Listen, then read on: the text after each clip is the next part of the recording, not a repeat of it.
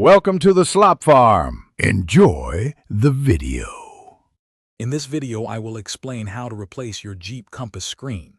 First, gather your essential tools: a plastic pry tool, a Phillips head screwdriver, and a soft cloth.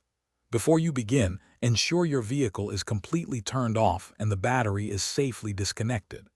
This crucial step prevents electrical issues and ensures your safety throughout the replacement process.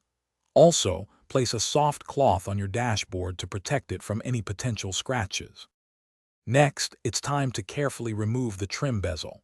Use your plastic pry tool to gently work around the edges until it detaches. Once the bezel is off, you will see 4 Phillips head screws securing the screen unit. Unscrew these 4 fasteners. With the screws removed, gently pull the entire screen unit forward just enough to reveal the electrical connections at the back. Be mindful not to pull too hard. Now focus on the wiring. Carefully disconnect all the electrical connectors and the antenna cable from the back of your old screen. These usually have small tabs you press to release them. Once the old screen is free, take your new screen and connect all the corresponding electrical harnesses and the antenna cable. Make sure each connection clicks firmly into place, ensuring a secure and reliable connection for optimal performance.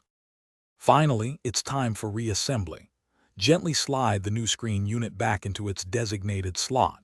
Reinsert and tighten the 4 Phillips head screws to secure it firmly. Then, carefully reattach the trim bezel, pressing it into place until all the clips snap securely. Once everything is back together, reconnect your vehicle's battery.